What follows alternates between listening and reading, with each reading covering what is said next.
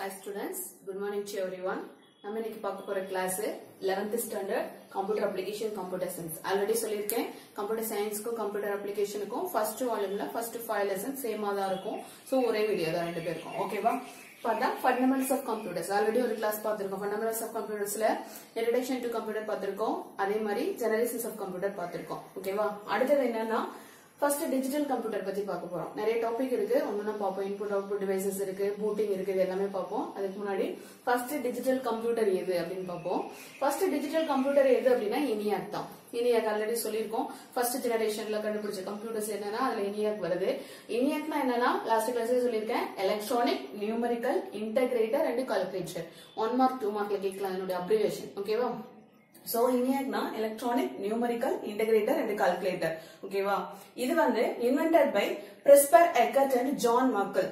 John Merkle. இவங்க ரெண்டு பேரும் தான் கண்டுபிடிச்சாங்க. Invented by Presper Eckert and John Merkle. இவங்க ரெண்டு பேரும் தான் இந்த first computer, first digital computer ENIAC வந்து introduce பண்ணாங்க. ஓகேவா? அடுத்து எந்த யூனிவர்சிட்டில இத கண்டுபிடிச்சாங்க அப்படினா in Pennsylvania University. Okay. எந்த இயர்லனா 1943ல ஆரம்பிச்சு 1946 வரைக்கும் 3 years இத டெவலப் பண்ணாங்க. இது டெவலப் பண்றதுக்கு எவ்வளவு நேரம் ஆச்சு? 3 years. 43ல இருந்து 46 வரைக்கும். ஓகே. அதனுடைய அளவு எவ்வளவு இருந்துச்சு? அந்த சிஸ்டத்தோட அளவு எவ்வளவு இருந்துச்சுன்னா 1800 ஸ்கொயர் ஃபீட் சதுர அடி, 1800 சதுர அடி அளவுக்கு அந்த ரூம்குள்ள தான் இருந்துச்சு. அவ்வளவு பெருசா இருந்தது. அதனாலதான் நம்ம சொல்றோம் ஃபர்ஸ்ட் ஜெனரேஷன்ல கம்ப்யூட்டர் எப்படி இருக்கும், ரொம்ப பெருசா இருக்கும் அப்படின்னு சொல்றோம். ஓகே. அடுத்தது அதுக்கு எத்தனை வேக்யூம் டியூப்ஸ் யூஸ் பண்ணாங்க அப்படின்னா 18000 வேக்யூம் டியூப்ஸ். எத்தனை வேக்யூம் டியூப்ஸ் யூஸ் பண்ணாங்க? 18000 வேக்யூம் டியூப்ஸ் யூஸ் பண்ணாங்க. அதோட வெயிட் வந்து 50 டன்ஸ் இருந்தது. அதோட வெயிட் எவ்வளவு இருந்தது? 50 டன்ஸ், 50 டன் வெயிட் இருந்தது. Okay.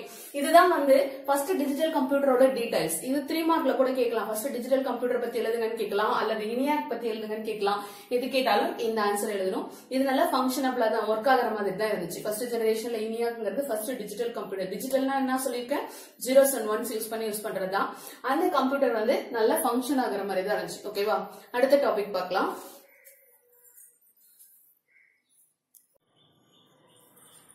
Okay. Next already 6th generation computing பார்த்திருக்கோம். அந்த 6th ஜெனரேஷன் கம்ப்யூட்டிங்ல இன்னும் என்னென்னலாம் பண்ணிட்டு இருக்காங்க? Okay. Last generation in future சொன்னோம் இல்லையா? இன்னும் என்னென்னலாம் பண்ணிட்டு இருக்காங்க, என்ன பண்ண போறாங்க அப்படிங்கறத பத்தி பார்க்கலாம். Era of intelligent computer. 6th generation என்ன சொல்லுவோம்? இன்டெலிஜென்ட், நுண்ணறிவு உள்ள ஒரு கணினியை உருவாக்குற ஒரு உலகம்னு சொல்லலாம். நுண்ணறிவு கருவியை உருவாக்குற ஒரு நுண்ணறிவு கணினி கம்ப்யூட்டரை உருவாக்குற ஒரு உலகம்னு சொல்லலாம். அடுத்து based on artificial neural network. NW போட்டா நெட்வொர்க்னு அர்த்தம். நிறைய இந்த மாதிரி போடுவேன், அண்டர்ஸ்டாண்ட் பண்ணிக்கோங்க. IP அப்படின்னு போட்டா இன்புட், OP அப்படின்னு போட்டா அவுட்புட். அடுத்து இந்த மாதிரி MUP அப்படின்னு, இது வந்து மியூன்னு சொல்லுவோம். நம்ம படிச்சிருப்போம், பிசிக்ஸ் கெமிஸ்ட்ரியில படிச்சிருப்போம். MUP சாரி பயாலஜில கூட படிச்சிருப்போம். MUP அப்படின்னு போட்டா மைக்ரோ ப்ராசஸர், NW போட்டா நெட்வொர்க். இந்த மாதிரி வந்து ஷார்ட்கட்ல எழுதுவேன், நீங்க தான் புரிஞ்சுக்கணும். இன்புட், அவுட்புட், மைக்ரோ ப்ராசஸர், அடுத்து நெட்வொர்க், N/W போட்டா நெட்வொர்க். ஓகேவா? இந்த மாதிரி நிறைய வரும், தெரிஞ்சுக்கோங்க. Based on artificial neural network. அது வந்து செயற்கை நுண்ணறிவு. ஆர்டிபிஷியல் நியூரல்னா செயற்கை நுண்ணறிவு தனமா அது ஒரு கம்ப்யூட்டர் எப்படி வேலை செய்யுது, தன்னை சிந்திச்சு வேலை செய்யுது. ஓகேவா? அந்த மாதிரி. அடுத்தது explosive growth of wide area networking. Wide area networking உலகளாவிய அந்த நெட்வொர்க்கிங் வந்து எப்ப இந்த 6th ஜெனரேஷன்ல ரொம்ப அதிகமா வந்து டெவலப் ஆயிடுச்சு. ஓகேவா? எக்ஸ்ப்ளோசிவ் growthனா ரொம்ப அதிகமான அளவுல வந்து உயர்ந்தது அப்படின்னு சொல்லலாம். அடுத்து NLP, natural language processing is a component of AI. AI னா ஆர்டிபிஷியல் இன்டெலிஜென்ஸ். ஆர்டிபிஷியல் இன்டெலிஜென்ட்டோட காம்பனன்ட் என்ன அப்படின்னா natural language processing. Natural language ப்ராசஸிங்னா என்னன்னா நம்ம இயற்கையா பேசக்கூடிய மொழியை கம்ப்யூட்டர் அப்படியே புரிஞ்சுக்கிறது. யார் என்ன மொழி பேசினாலும் அதை அப்படியே புரிஞ்சுக்கிட்டு அது வந்து ஒர்க் சொல்றது, நம்ம சொல்ற வேலையை செய்யறது, அந்த மாதிரி இருக்கிறதா வந்து நேச்சுரல் லாங்குவேஜ் ப்ராசஸிங். ஓகேவா? நம்ம எதுவும் ப்ரோக்ராம்லாம் எதுவும் டைப் பண்ண வேண்டியதில்லை, சொல்ல வேண்டியதில்லை, எதுவுமே பண்ண வேண்டியதில்லை, ரன் பண்ண வேண்டியதில்லை. ஜஸ்ட் நம்ம வந்து பேசினாலே இதை செய் அப்படின்னு பேசினாலே அதை செய்யறது தான் வந்து நேச்சுரல் லாங்குவேஜ் ப்ராசஸிங். ஓகேவா? அடுத்து இது அண்டர்ஸ்டாண்ட் ஹியூமன் லாங்குவேஜ். நம்ம பேசுற லாங்குவேஜ் எல்லாமே அதை அண்டர்ஸ்டாண்ட் பண்ணிக்கும். அடுத்து நெக்ஸ்ட் பாத்தீங்கன்னா OCR அப்படிங்கிறது, இது வந்து இது வரைக்கும் வந்து 6th ஜெனரேஷன் தான் இப்படி இருக்கும். ஓகேவா? நம்ம சொல்றத புரிஞ்சுக்கிட்டு செய்யற அளவுக்கு ஒரு திறமையான கம்ப்யூட்டர் உருவாக்குறது, சிந்திச்சு செயல்படுற கம்ப்யூட்டர் உருவாக்குறது தான் 6th ஜெனரேஷன், 6ஆம் தலைமுறைக்கான ஒரு அவங்களோட ஐடியா. ஓகேவா, எதிர்காலத்துல நடந்துட்டு இருக்கு இப்ப. ஓகே, அடுத்து இது மாதிரி நிறைய ரோபோட்ஸ் எல்லாம் செஞ்சிருக்காங்க, இதை செய்து அதை செய்துன்னு சொல்றாங்க இல்லையா, அது போலதான். ஓகே, அடுத்தது OCR, optical character recognition. OCR அப்படின்னா நம்ம எழுதியிருக்கிறத அப்படியே படிச்சுட்டு அதை வந்து உணர்ந்து செயல்படுறதா வந்து ஆப்டிகல் கேரக்டர் ரெகனைசேஷன். ஆப்டிகல்னா என்ன, ஒரு ஒளி மூலியமா வந்து இருக்கிறத படிக்கிறது. ஓகேவா, ரெகனைசேஷன் சாஃப்ட்வேர் அப்படின்னு சொல்லிட்டு ஒண்ணு இருக்கு, OCR இருக்கு. நம்ம சர்டிபிகேட்ல ஸ்கேன் பண்றோம் இல்லையா, அது OCR மூலியமா தான் ஸ்கேன் பண்ணுவோம்.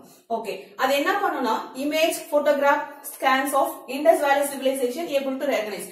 என்ன பண்ணுது அப்படின்னா அந்த இந்த சமவெளி நாகரிகம்னு சொல்லுவாங்க இல்லையா, பழசுல படிச்சிருப்போம் ஹிஸ்டரியில, இந்த சமவெளி நாகரிகம் இண்டஸ் வேலி சிவிலைசேஷன் சொல்லிருப்பாங்க. அதுல நிறைய கல்வெட்டுகள் நிறைய எழுத்துக்கள்லாம் இருக்கும். அந்த எழுத்துக்களான அர்த்தங்கள் அந்த கல்வெட்டுக்கான மீனிங் எல்லாமே அதை வந்து ஸ்கேன் பண்ணாலோ அதனுடைய இமேஜ் கொடுத்தாலோ அல்லது அதனுடைய கல்வெட்டுகள் பாத்தீங்கன்னா போட்டோகிராஃப்ஸ் அதனுடைய போட்டோஸா இருக்கட்டும், ஸ்கேன்ஸ் ஏதாவது ஸ்கேன் பண்ணதா இருக்கட்டும், அந்த இண்டஸ் வேலி சிவிலைசேஷன்ல இமேஜா இருக்கட்டும், இமேஜ் நிழற்படம்னு சொல்லுவோம். இது எதை வந்து பண்ணாலுமே அதை புரிஞ்சுக்கிட்டு செயல்படுற அளவுக்கு நம்ம OCR ஆப்டிகல் கேரக்டர் ரெகனைசேஷன் உருவாக்கி இருந்தாங்க. ஓகேவா, அடுத்து அதுல எவ்வளவு இருந்துச்சு அப்படின்னா டோட்டலி 417 சிம்பிள்ஸ், 417 குறிகளை வந்து அது வந்து அடையாளம் காணுச்சு. 3700 டெக்ஸ்ட் இன்ஸ்கிரிப்ஷன், அந்த கல்வெட்டுகள் இருக்கு இல்லையா, அதுல 3700 கல்வெட்டுகள் டெக்ஸ்ட் இன்ஸ்கிரிப்ஷன்ஸ் இதால அண்டர்ஸ்டாண்ட் பண்ணிக்க முடியும். ஓகேவா, அது மாதிரி ஒரு சிஸ்டத்தை உருவாக்குனாங்க.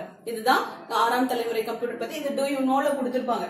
இத பத்தி இண்டஸ் வேலி சிவிலைசேஷன்ல இருக்கிற இமேஜ் எல்லாம் வந்து அண்டர்ஸ்டாண்ட் பண்ணிட்டு சரி அது என்ன மீனிங், அது என்ன நடந்திருக்கு அப்படின்னு சொல்ல முடியும். அதுக்கான ப்ரோக்ராம்ஸ் எல்லாம் சாஃப்ட்வேர் எல்லாம் கண்டுபிடிச்சிருக்காங்க. ஓகேவா, அடுத்த டாபிக் பார்க்கலாம்.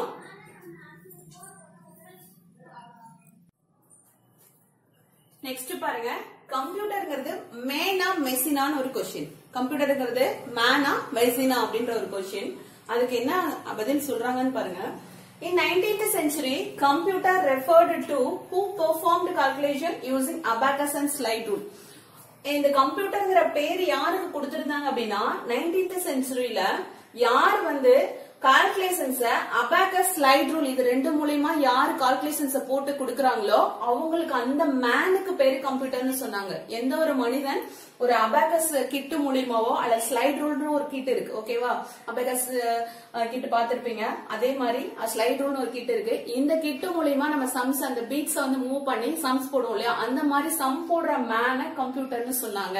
எப்போ 19th centuryல. The word computer is derived from the word compute. எந்த வேர்ட்ல இருந்து வந்துச்சு கம்ப்யூட்டர்ங்கிறது? கம்ப்யூட். கம்ப்யூட்னா என்ன அர்த்தம்? To calculate. யார் வந்து கணக்க போடுறாங்களோ அவங்க அத வந்து கம்ப்யூட்டர்னு சொல்லுவோம். அந்த வேர்டை தான் கம்ப்யூட்டர்னு சொல்லிட்டு நம்ம சொல்றோம். ஓகேவா, this term was later given to mechanical device. அப்ப மனிதனுக்கு வந்து யார் வந்து அபாகஸ் யூஸ் பண்ணி ஒரு சம்ம போடுறாங்களோ அவங்களுக்கு பேர் கம்ப்யூட்டர்னு சொல்லுவோம்.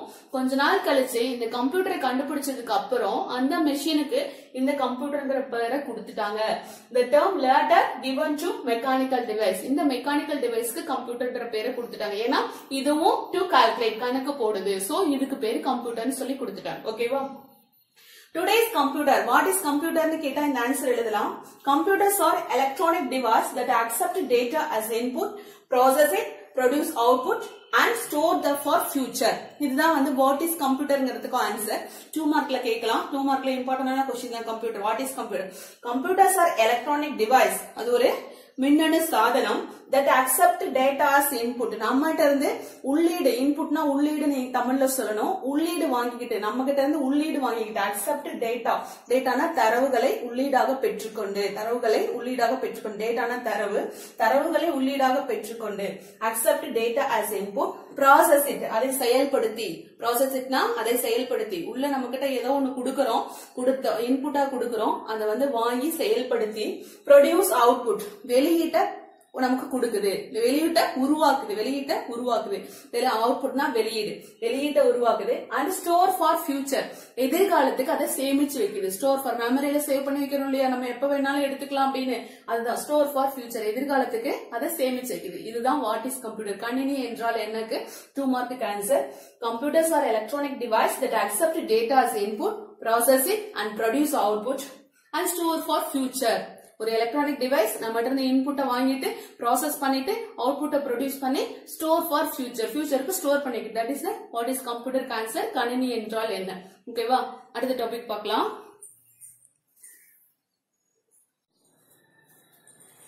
நெக்ஸ்ட் டேட்டா அண்ட் இன்ஃபர்மேஷன், தரவும் தகவலும். டேட்டானா தரவு, இன்ஃபர்மேஷனா தகவல். தரவு தகவல் அப்படின்னா என்னன்னு பார்க்கலாம். இது ஒரு இம்பார்ட்டன்டான 3 மார்க் கொஸ்டின். 2 மார்க்லயும் தனித்தனியா கேட்பாங்க, ரெண்டும் சேர்த்து 3 மார்க்ல கேட்பாங்க. டிஃபரன்ஸ் கேட்பாங்க, எக்ஸ்பிளைன் கேட்பாங்க, டேட்டா தனியா கேட்பாங்க, இன்ஃபர்மேஷன் தனியா கேட்பாங்க. ஓகேவா? தரவு தகவல். தரவுனா என்ன, டேட்டானா என்ன? It is defined as an unprocessed collection of raw facts suitable for communication, interpretation and processing. இப்போ என்ன சொல்றாங்கன்னா டேட்டானா என்ன, தரவுனா என்னன்னா unprocessed collection of data. எந்த ஒரு செயல்பாடுகளும் செய்யாம ஒரு டேட்டான்னு சொல்ற தரவு. ஓகேவா? எந்த ஒரு செயல்பாடுகளும் செய்யாம அது புரியாத மாதிரி இருக்கும், மீனிங்ஃபுல் ஆர்டர்ல இருக்காது. It is not in meaningful order, புரிஞ்சுக்கிற மாதிரி இருக்காது. அந்த சூட்டபிள் ஃபார் கம்யூனிகேஷன், ஏதோ ஒன்று சொல்றதுக்காக மட்டும், கம்யூனிகேட் பண்றதுக்காக மட்டும், இன்டர்பிரேஷன் ஏதோ தகவலை பரிமாறிக்கொள்வதற்கு அல்லது செயல்படுத்துவதற்காக கொடுக்கப்படுற தரவு. அதுக்கு வந்து எந்த மீனிங்கும் தெரியாது. ஓகேவா? எக்ஸாம்பிள் பாருங்க. 134 ஒரு நம்பர், 16 ஒரு நம்பர், கவிதாங்கிறது ஒரு பேரு, சிங்கிறது ஒரு எழுத்து. Or data not given any meaningful message. ஓகேவா? இதனால நம்ம ஏதாவது தெரிஞ்சுக்க முடியுதா? 134 என்ன நமக்கு தெரியுமா? தெரியாது. 16 என்னன்னு தெரியாது. கவிதாங்கிறது ஒரு பேருன்னு மட்டும் தான் தெரியாது, யாரோட பேரு எதுக்காக கொடுத்திருக்காங்கன்னு தெரியாது. சிங்கிறது ஒரு லெட்டர், எதுக்காக கொடுத்திருக்காங்கன்னு தெரியாது. இதுதான் டேட்டா, தரவு. இதுக்கு எந்த மீனிங்கும் கிடையாது. ஜஸ்ட் கொடுத்திருக்காங்க, ஒரு லெட்டர்ஸ் இருக்கு, ஒரு நம்பர் இருக்கு அப்படின்னு மட்டும் தான் தெரியும். இது எதுக்காக கொடுத்திருக்காங்க, யாரோடது, என்ன நம்பர், எதுவுமே தெரியாது. That is data. மீனிங்ஃபுல் ஆர்டர்ல இருக்காது, நமக்கு புரியற மாதிரி இருக்காது. That is data. But information அப்படிங்கிறது என்னன்னா அது ஒரு மீனிங்ஃபுல் ஆர்டர்ல இருக்கும், பார்த்த உடனே நமக்கு புரியாது என்னன்னா. தட் இஸ் த இன்ஃபர்மேஷன், தகவல். ஓகேவா? அந்த தகவல் தான் என்ன? It is a collection of facts that is processed to give a meaningful order or structured information. ஒரு structured information ஒரு டேபிள் போட்டு கொடுப்பாங்க இல்லையா, அந்த மாதிரி ஒரு structured information டேபிள் காலம்ல இருக்கும், அல்லது அது கூட மீனிங்ஃபுல் ஆர்டர்ல இருக்கும், வரிசைப்படுத்தி அது என்னன்னு கொடுத்திருப்பாங்க. அதுதான் வந்து இன்ஃபர்மேஷன், தகவல். ஓகேவா? நம்ம கம்ப்யூட்டர் கொடுக்கிற டேட்டா எல்லாமே டேட்டாவா தான் கொடுப்போம். ஓகேவா? தரவா தான் கொடுப்போம். உள்ள ப்ராசஸ் நடந்ததுக்கு அப்புறம் நமக்கு கிடைக்கிறது இன்ஃபர்மேஷனா வெளியில வரும். நமக்கு கிடைக்கிறது இன்ஃபர்மேஷனா வெளியில வரும். ஓகே, நீங்க ஒரு ஸ்கூல் அட்மிஷனுக்கு வந்திருக்கீங்க, வந்தப்ப உங்ககிட்ட உங்க நேம் என்னன்னு கேட்பாங்க, உங்க ஏஜ் என்னன்னு கேட்பாங்க, எந்த செக்ஷனுக்கு அட்மிஷன் போடுறீங்க, இது எல்லாமே கேட்பாங்க. ஆனா உங்களுக்கு கையில கொடுக்கும் போது ஒரு டேபிளர் காலம் வடிவில நேம்ன்ற இடத்துல உங்க பேர் இருக்கும், ஏஜ்ன்ற இடத்துல உங்களோட ஏஜ் இருக்கும், அதே மாதிரி கிளாஸ்ன்ற இடத்துல, செக்ஷன்ங்கிற இடத்துல உங்களோட செக்ஷன், கிளாஸ் எந்த குரூப் அப்படின்னு இருக்கும், அட்ரஸ்ங்கிற இடத்துல உங்களோட அட்ரஸ் இருக்கும்.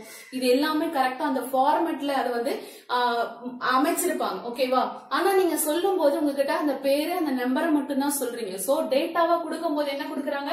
134, 16, கவிதா, சி அப்படிங்கறதான் கொடுப்பாங்க. ஆனா நமக்கு அவுட்புட் வெளியில வரும்போது என்னவா வருது? இன்ஃபர்மேஷன், தகவலாக வருது. தகவல் வந்து நம்மளால புரிஞ்சுக்க முடியும், பார்த்து தரவு வந்து நம்மளால புரிஞ்சுக்க முடியும். ஜஸ்ட் ஒரு எழுத்தோ நம்பரோ கொடுக்கறது சிஸ்டத்துக்கு. ஓகேவா? அதான் தரவு, இது தகவல். இதுக்கு எக்ஸாம்பிள் பாருங்க. Kavitha is 16 years old. இந்த இன்ஃபர்மேஷன்ல, இந்த டேட்டால இருந்து நமக்கு இன்ஃபர்மேஷன் என்ன வரும்னா, டேபிள்ல நேம்ன்ற இடத்துல கவிதா, ஏஜ்ன்ற இடத்துல 16, அவங்களோட எக்ஸாம் நம்பர்ங்கிற இடத்துல 134, அவங்க எந்த செக்ஷன்லங்கிற இடத்துல சி அப்படிங்கிறது இருக்கும். இப்ப பாத்தீங்கன்னா இது ஒன்னொன்னுக்கும் மீனிங் வந்துருச்சு. இது கவிதாவோட இன்ஃபர்மேஷன் அப்படிங்கிறது தெரிஞ்சு வரும். ஓகேவா? இதுதான் இன்ஃபர்மேஷன், தகவல். ஓகே, நம்ம இன்புட் எப்பவுமே இன்புட் கொடுக்கறோம், டேட்டாவா கொடுக்கறோம், உள்ள ப்ராசஸ் நடக்குது, செயல்பாடுகள் நடக்குது. உள்ளீடு கொடுக்கறோம், செயல்பாடு நடக்குது, அவுட்புட் வெளியீடு நமக்கு கிடைக்குது. ஓகேவா? இதுதான் வந்து டேட்டா அண்ட் இன்ஃபர்மேஷன். ஒரு டேட்டாவா கொடுத்து அதை ப்ராசஸ் பண்ணி இன்ஃபர்மேஷனா நமக்கு தகவலா வந்து வெளிவருது. இதுதான் கம்ப்யூட்டரோட ஒர்க். ஓகேவா? நெக்ஸ்ட் டாபிக் பார்க்கலாம். ஓகே, நெக்ஸ்ட் நம்ம பார்க்க போறது காம்போனன்ட்ஸ் ஆஃப் கம்ப்யூட்டர், கணிப்பொறியின் பகுதிகள். காம்போனன்ட்ஸ் ஆஃப் கம்ப்யூட்டர் சொல்லலாம், பார்ட்ஸ் ஆஃப் த கம்ப்யூட்டர்னு சொல்லலாம். கணிப்பொறியின் பாகங்கள், கணிப்பொறியின் பகுதிகள், ரெண்டு மாதிரி எப்படி வேணாலும் கேட்கலாம். அதுக்கு இந்த பிக்சரை டிரா பண்ணி இதுல இருக்கிற பவர்ஸ் எல்லாத்தையும் எக்ஸ்பிளைன் பண்ணணும். இது ஒரு 5 மார்க் இம்பார்ட்டன்ட், 5 மார்க். ஆல்ரெடி வந்து ஜெனரேஷன்ஸ் ஆஃப் கம்ப்யூட்டர் சொல்லியிருக்கேன், இம்பார்ட்டன்ட். இது ஒண்ணு, ரெண்டுல ஏதோ ஒண்ணு கண்டிப்பா வந்து உங்களுக்கு பப்ளிக்ல கேட்பாங்க. சரியா? ரெண்டையும் நல்லா படிச்சு வச்சுக்கோங்க. இந்த பிக்சரை நீட்டா டிரா பண்ணி இதுல இருக்கிற பவர்ஸ் எக்ஸ்பிளைன் பண்ணணும். ஓகேவா? இப்ப பாருங்க, இந்த பாக்ஸ் இருக்கு இல்லையா, இந்த பாக்ஸ் வந்து CPU. இந்த பாக்ஸ் வந்து CPU, சென்ட்ரல் ப்ராசசிங் யூனிட், மைய செயலகம். தமிழ்ல சொன்னா மைய செயலகம். இதுக்குள்ள என்னென்ன பார்ட்ஸ் இருக்குன்னா control unit, arithmetic logic unit, internal memory. Control யூனிட்னா தமிழ்ல கட்டுப்பாட்டகம், அரித்மெட்டிக் லாஜிக் யூனிட்னா கணித ஏரண செயலகம், arithmetic and logic unit, internal மெமரினா உள்ளார்ந்த நினைவகம். இது மூணுமே CPU குள்ள இருக்கும். CPU னா சென்ட்ரல் ப்ராசசிங் யூனிட், தமிழ்ல சொன்னா மைய செயலகம். இதுதான் CPU குள்ள இருக்கும். இது இன்புட், நெக்ஸ்ட் இந்த பக்கம் அவுட்புட், அடுத்து மெயின் மெமரி. மெயின் மெமரினா ரேம்னு சொல்லுவோம். ரேம் தான் main memory, random access memory, அதுதான் மெயின் மெமரி. செகண்டரி ஸ்டோரேஜ் டிவைஸ்னா நம்ம பென் டிரைவ், சிடி இதெல்லாம் ஸ்டோர் பண்ணி வெளியில எடுத்துக்கிறோம் இல்லையா, எடுத்து வச்சுக்கிறோம் இல்லையா, அதுதான் சிஸ்டத்துக்குள்ள இல்லாம கம்ப்யூட்டர்ல இல்லாம நம்ம ஸ்டோர் பண்ணி வெளியில எடுத்து வச்சுக்கிறது தான் வந்து செகண்டரி ஸ்டோரேஜ் டிவைஸ்னு சொல்றோம். இதெல்லாம் செகண்டரி ஸ்டோரேஜ் டிவைஸ். இப்ப ஒரு இன்புட் கொடுக்குறோம் அப்படின்னா, ஒரு டேட்டா இன்புட்டா கொடுக்குறோம்னா எங்க போகும்? நேரா மெயின் மெமரி ரேம்க்கு போகும். ரேம்ல ஸ்டோர் பண்ணி வச்சுக்கோம். Temporary storage device. ரேம்ங்கிறது டெம்பரரி ஸ்டோரேஜ் டிவைஸ். டெம்பரரியா மெயின் மெமரியில ஸ்டோர் பண்ணி வச்சுக்கோம். அடுத்தது எங்க போகுது? இன்டர்னல் மெமரி, உள்ளார்ந்த நினைவகத்து, கம்ப்யூட்டருக்குள்ள இருக்கிற மெமரிக்கு போகுது. அதுல இருந்து ஏதாவது கால்குலேஷன்ஸ் இருந்துச்சுன்னா என்ன பண்ணும்? அரித்மெட்டிக் லாஜிக் யூனிட்டுக்கு போகும். ஏதாவது கால்குலேஷன்ஸ் போடணும்னா ALU, அரித்மெட்டிக் லாஜிக் யூனிட். எல்லா கணக்கீடுகளையும் செய்யக்கூடியது arithmetic logic unit. Addition, subtraction, multiplication, division, logical, இதுவா அதுவா, இஃப் கண்டிஷன்ல செக் பண்றது எல்லாமே எங்க பண்ணும்? கணித ஏரண செயலகத்துல தான், அரித்மெட்டிக் லாஜிக் யூனிட்ல தான் பண்ணும். இங்க பண்ணிட்டு திருப்பி என்ன பண்ணும்? அந்த ஆன்சரை இன்டர்னல் மெமரிக்கு அனுப்பும். இன்டர்னல் மெமரியில் இருக்கிறது திருப்பி மெயின் மெமரிக்கு அனுப்பும். மெயின் மெமரியில இருந்து திருப்பி எங்க போகும்? அவுட்புட்டா நமக்கு வெளியில வரும். இதுதான் கம்ப்யூட்டரோட ப்ராசஸ். ஓகேவா? இப்போ நமக்கு மெயின் மெமரியில இருந்து அவுட்புட் நமக்கு தேவையில்லை, நம்ம சேவ் பண்ணி வச்சுக்கலாம், அப்புறம் எடுத்து பாத்துக்கலாம் அப்படின்னா செகண்டரி ஸ்டோரேஜ்ல நம்ம என்ன பண்ணுவோம்? சேவ் பண்ணி வச்சுக்குவோம். அது இன்புட் வந்து நம்ம செகண்டரி ஸ்டோரேஜ்ல இருந்து எடுக்கணும் அப்படின்னா இங்க இருந்து மெயின் மெமரிக்கு போகும், இதுல இருந்து இன்டர்னல் மெமரிக்கு போகும், அதுல இருந்து ALU திருப்பி அவுட்புட் இங்க வந்து ஸ்டோர் பண்ணிடலாம். சரியா? இந்த மாதிரி தான் ஒர்க் ஆயிட்டே இருக்கும். இது எல்லாத்தையும் கண்ட்ரோல் பண்றது கண்ட்ரோல் யூனிட். கம்ப்யூட்டர், மொத்த கம்ப்யூட்டர், ஹோல் கம்ப்யூட்டர்ல இருக்கிற எல்லா பார்ட்ஸையும் கண்ட்ரோல் பண்றது யாரு? Control unit. கண்ட்ரோல் யூனிட் தான் மொத்த பகுதியுமே கண்ட்ரோல் பண்ணும். இன்புட்டா இருக்கட்டும், அவுட்புட்டா இருக்கட்டும், ALU இருக்கட்டும், இன்டர்னல் மெமரி, எக்ஸ்டர்னல் மெமரி, எல்லாத்தையும் யார் பாக்குறா? Control unit. கட்டுப்பாட்டகம் அனைத்து பாகங்களையும் கட்டுப்படுத்தி பாத்துக்கிறது. ஓகேவா? கண்ட்ரோல் பண்ணிக்குது. ஓகே, இதுல பாத்தீங்கன்னா அந்த டாட்டட் லைன்ஸ் கொடுத்துருக்கோம் பாரு, எல்லா பார்ட்ஸ்க்கும் போகும். இன்புட்டுக்கு போகுதா, அடுத்தது செகண்டரி ஸ்டோரேஜ் டிவைஸ்க்கு போகுதா, அடுத்தது ALUக்கு போகுதா, அடுத்தது இன்டர்னல் மெமரிக்கு போகுதா, அடுத்தது பாத்தீங்கன்னா மெமரி, மெயின் மெமரிக்கு போகுது, அவுட்புட்டுக்கு போகுது. எல்லா பார்ட்ஸையும் கண்ட்ரோல் பண்ணி பாத்துக்கிறது யாரு? Control unit. ஓகேவா? இது எல்லா ஒர்க்கும் கரெக்டா நடக்குதான்னு கண்ட்ரோல் யூனிட் பாத்துக்கோ. ஒரு இன்புட் கொடுக்கறேன்னா இங்க இருந்து இன்புட் கொடுக்கறோம், நேரா எங்க போகும்? மெயின் மெமரி, தட் இஸ் ரேம்ல ஸ்டோர் ஆயிக்கும். அது ஏதாவது கால்குலேஷன்ஸ் இருந்துச்சு அப்படின்னா அப்படியே இன்டர்னல் மெமரிக்கு போயிட்டு அரித்மெட்டிக் லாஜிக் யூனிட்ல கால்குலேஷன்ஸ் எல்லாம் முடிச்சுட்டு அதனுடைய ரிசல்ட் இங்க கொடுக்கும். அதுல இருந்து மெயின் மெமரிக்கு வந்துச்சுன்னா மெயின் மெமரில இருந்து அவுட்புட் டிவைஸ்க்கு. அவுட்புட் டிவைஸ்னா பிரிண்டர் சொல்லலாம், மானிட்டர் சொல்லலாம். மானிட்டர் நம்ம பாக்குற ஸ்கிரீன் கம்ப்யூட்டர்ல, அதுல அவுட்புட் பார்க்கலாம் அல்லது பிரிண்ட் அவுட்டா எடுத்துக்கலாம். ஓகேவா? இது அவுட்புட்டா வரும். இல்லைன்னா secondary storage, CD, DVD, pen drive எல்லாத்தையும் ஸ்டோர் பண்ணி வச்சுக்கலாம். ஓகேவா? அது செகண்டரி ஸ்டோரேஜ். இன்புட் டிவைஸ்னா கீபோர்டு, மவுஸ். கீபோர்டு வழியா தான் நம்ம டைப் பண்ணி இன்புட்டா கொடுப்போம் டேட்டாவை. அதே மவுஸ் வழியா கிளிக் பண்ணி டேட்டாவை கொடுப்போம். அந்த மாதிரி கொடுக்கறது இன்புட் டிவைஸ். இன்புட் கொடுக்கிறோம், ப்ராசஸ் நடக்குது, அவுட்புட் நமக்கு வெளியே வருது. That is the parts of the computer or components of the computer. இதுல ஒரு பார்ட்ஸும் நம்ம எக்ஸ்பிளைன் பண்ணா 5 மார்க். ஓகேவா? நல்லா புரிஞ்சிருக்கும்னு நினைக்கிறேன். இது ஒரு பார்ட்ஸும் எக்ஸ்பிளைன் பண்ணலாம். ஓகே, இப்ப காம்போனன்ட்ஸ் ஆஃப் கம்ப்யூட்டர் அந்த டயக்ராம் பார்த்தோம். அந்த டயக்ராம்ல இருக்கிற பார்ட்ஸ் எல்லாம் எப்படி வந்து எக்ஸ்பிளைன் பண்ணலாம். ஃபர்ஸ்ட் வந்து இன்புட் யூனிட், இன்புட் உள்ளீட்டு கருவி. ஓகேவா? உள்ளீடு எப்படி கொடுக்கலாம்? ஓகேவா? உள்ளீடு எப்படி கொடுக்கிறதுன்னு பார்க்கலாம். It is used to feed any form of data to the computer. கம்ப்யூட்டருக்கு எந்த வகையான தரவுகளா இருந்தாலும் உள்ளீடு கொடுக்கிறதுக்கு, ஃபீட்னா உள்ளீடு கொடுக்கிறதுக்கு. ஓகேவா? உள்ளீடு கொடுக்கிறதுக்காக பயன்படுத்துறது தான் இன்புட் யூனிட். ஓகேவா? உள்ளீட்டு கருவி. It is used to feed any form of data to the computer. உள்ளீடாக எந்த ஒரு தரவு, எந்த வகையில, எந்த ஃபார்ம்ல இருந்தாலும், எந்த டைப்பா இருந்தாலும் அந்த டேட்டாவை உள்ள கொடுக்கிறோம், தரவுகளை உள்ள கொடுக்கிறோம். அதுக்கு எக்ஸாம்பிள் கீபோர்ட், மவுஸ். ஓகேவா? Keyboard mouse. கீபோர்ட் மெயினா சொல்றது நிறைய இன்புட் டிவைஸ் இருக்கு, பின்னாடி பார்ப்போம். மெயினா சொல்றது கீபோர்ட் மவுஸ். நம்ம கம்ப்யூட்டர்ல பெரும்பாலும் எல்லாரும் பயன்படுத்துறது கீபோர்டு மவுஸ் தான். டைப் பண்ணி நம்ம உள்ளீடு கொடுப்போம் அல்லது மவுஸ்ல கிளிக் பண்ணி இன்புட்டா கொடுப்போம். ஓகேவா?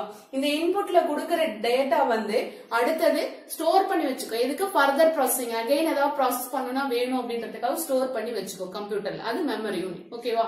அடுத்தது CPU. CPUல 3 பார்ட்ஸ் இருக்குன்னு ஆல்ரெடி டயகிராம்ல சொன்னேன். சென்ட்ரல் ப்ராசஸிங் யூனிட், மைய செயலகம். மைய செயலகத்துல 3 பகுதிகள் இருக்கு. ஒன்னு வந்து அரித்மெட்டிக் லாஜிக் யூனிட், கணித ஏரண செயலகம். அடுத்து கண்ட்ரோல் யூனிட், கட்டுப்பாட்டகம். அடுத்து மெமரி யூனிட், ஓகேவா, நினைவகம். இது மூணுமே அதுல இருக்கு. இது ஒன்னொன்ன பத்தியும் தனித்தனியா பார்ப்போம்.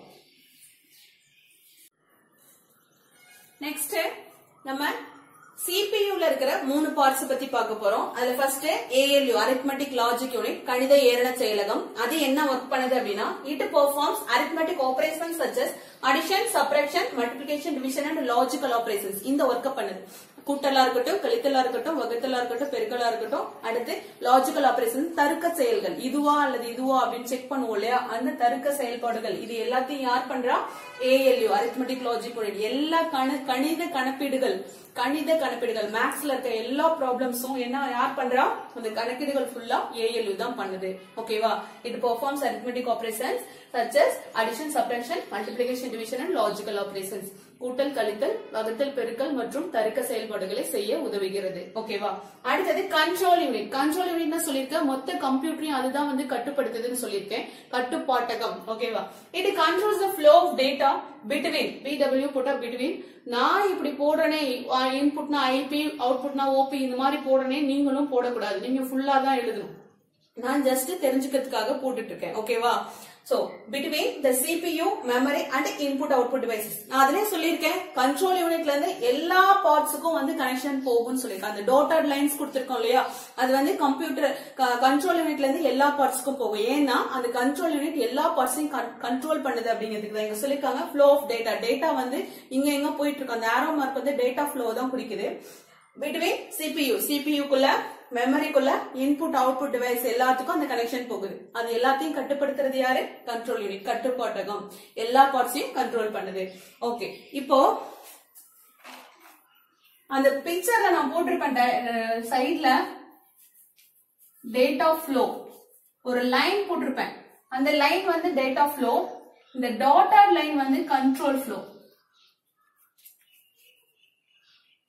இப்போ இந்த ஃபுல் லைன் வந்து டேட்டா ஃப்ளோன்னு சொன்னேன். டேட்டா ஃப்ளோ அப்படின்னா அந்த டேட்டாஸ் வந்து அது வழியா போகுது. நம்ம ALU-ல இருந்து இப்படி கொடுத்திருப்போம். கண்ட்ரோல் யூனிட்ல இருந்து ALU-க்கு வரும், ALU-ல இருந்து இன்டர்னல் மெமரிக்கு வரும், இன்டர்னல் மெமரில இருந்து இன்புட்ல இருந்து இங்க இன்டர்னல் மெமரிக்கு வரும், இங்க இருந்து அவுட்புட்டுக்கு போகும். இந்த மாதிரி அரோ கொடுத்திருப்பேன். இது வந்து டேட்டா ஃப்ளோ, தரவின் பாதை, தரவு பாதைன்னு சொல்லுவோம். தரவு பாதைனா டேட்டாஸ் அந்த இன்புட்ல இருந்து இது வழியா தான் போகும், போயிட்டு இன்டர்னல் மெமரில இருந்து அதே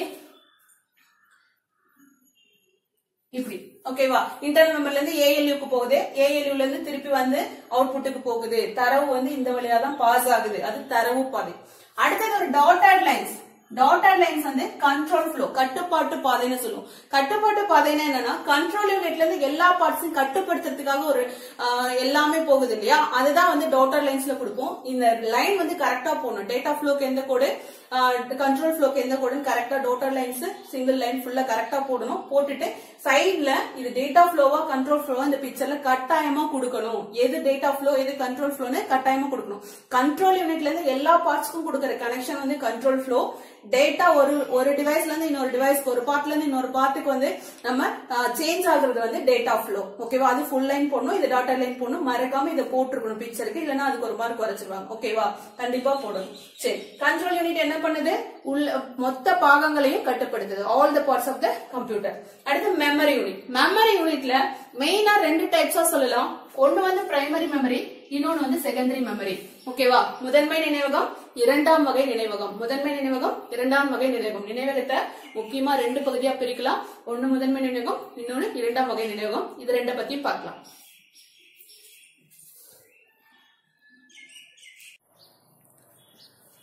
அடுத்து மெமரி யூனிட்டோட 2 டைப்ஸ் பார்த்தோம். Primary memory, secondary memory. நினைவகம் முதன்மை நினைவகம், இரண்டாம் வகை நினைவகம். இந்த முதன்மை நினைவகம்ங்கிறது it is a volatile memory, அழியும் நினைவகம். It is a volatile memory, அழியும் நினைவகம்னு சொல்றோம். ஏன் வந்து volatile memoryன்னு சொல்றோம் அப்படின்னா the content is lost when the power is switched off. நீங்க கம்ப்யூட்டர் ஆன் பண்ணிருக்கீங்க, சுவிட்ச் ஆன் பண்ணிருக்கீங்க, பவர் கட் பண்ணிட்டீங்க, சுவிட்ச் ஆஃப் பண்ணிட்டீங்க அப்படின்னா இந்த ரேம்ல இருக்கிற இந்த volatile memory வந்து அழிஞ்சிரும். ஓகேவா? volatile memoryனா அழியும் நினைவகம். இந்த பிரைமரி மெமரியில இருக்கிற டேட்டா எல்லாமே என்ன பண்ணிடும்? அழிஞ்சிடும்.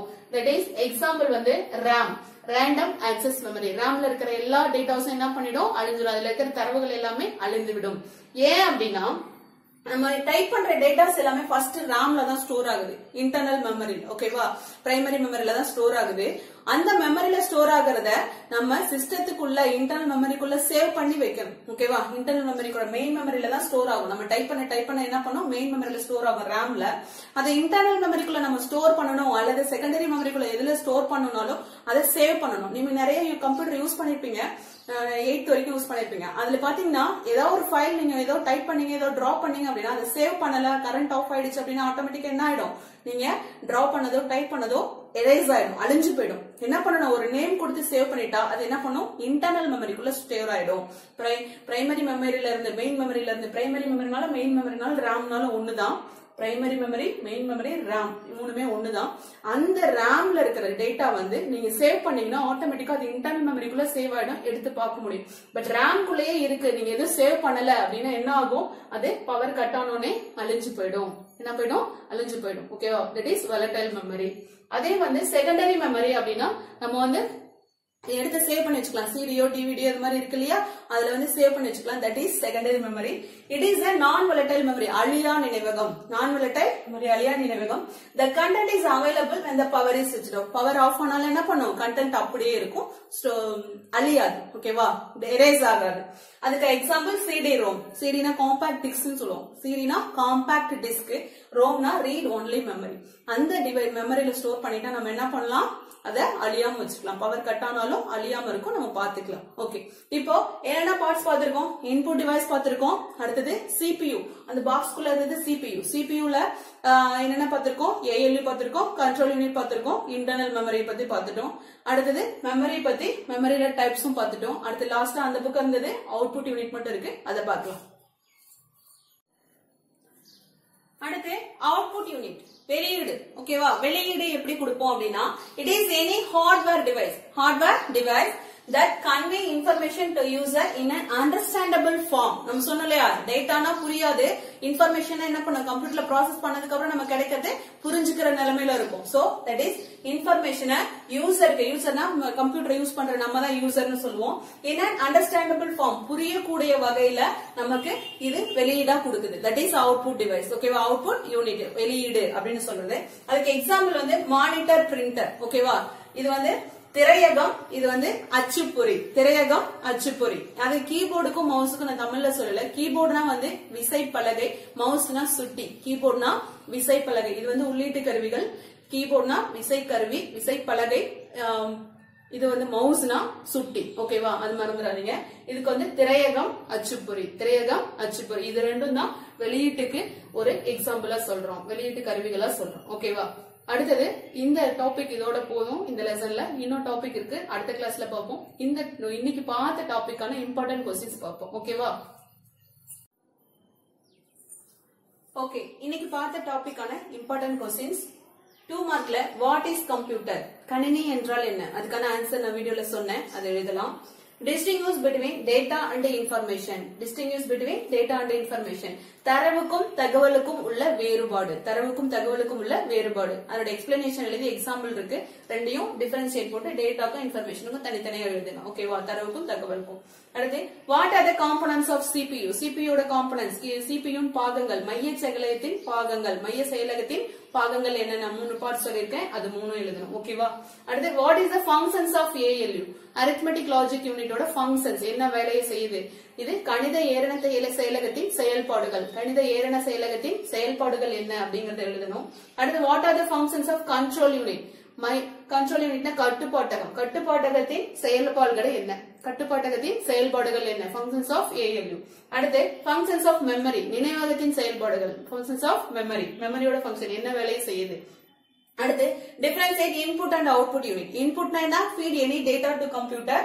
அடுத்து அவுட்புட்னா நமக்கு யூசருக்கு அண்டர்ஸ்டாண்டபிள் ஃபார்ம்ல நம்ம ஒரு இன்ஃபர்மேஷனை கொடுக்கறோம் அப்படின்னா அது அவுட்புட். ரெண்டுக்கும் எக்ஸாம்பிள் அதை டிஃபரன்ஷியேட்டா எழுதுங்க. உள்ளீடு மற்றும் வெளியீட்டுக்கான வேறுபாடு. ஓகேவா? ரெண்டையும் மாறி எழுதணும். ஓகே. அடுத்தது வாட் ஆர் த 3 மார்க்ல what are the characteristics of computer? கணினியின் பண்புகள் என்ன, கணினியின் தன்மைகள் என்ன அப்படின்னு சொல்லி கேட்பாங்க. இதுக்கு வந்து புக்ல ஆன்சர் இருக்காது. ஓகேவா? கைட்ல தான் படிக்கணும். புக்ல ஆன்சர் இருக்காது. கைட் தேவைப்பட்டவங்க எனக்கு மெசேஜ் பண்ணுங்க, உங்களுக்கு அனுப்புறேன். ஓகே, கைட்ல இருக்கும். What are the characteristics of computer? ஓகேவா? அடுத்து write the applications of computer. கணினியின் பயன்கள். ஓகேவா? கணினியின் பயன்பாடுகள் என்ன? ஓகேவா? இதுவும் இருக்காது. 2 கொஸ்டின் 3 மார்க்குமே புக்ல இருக்காது, கைட்ல தான் படிக்கணும். ஓகேவா? அடுத்தது explain the components of computer. கணினியின் பாகங்கள். இப்ப அந்த பிக்சர் வரைஞ்சு அதனுடைய பார்ட்ஸ் எக்ஸ்பிளைன் பண்ணலையா? That is the 5 mark question. இந்த கொஸ்டின்ஸ் எல்லாம் படிச்சு டெஸ்ட் எழுதி பாருங்க ஸ்டூடெண்ட்ஸ். தேங்க்யூ. இந்த கிளாஸ் இதோட முடியுது. அடுத்த கிளாஸ்ல மீட் பண்ணுவோம். Thank you students.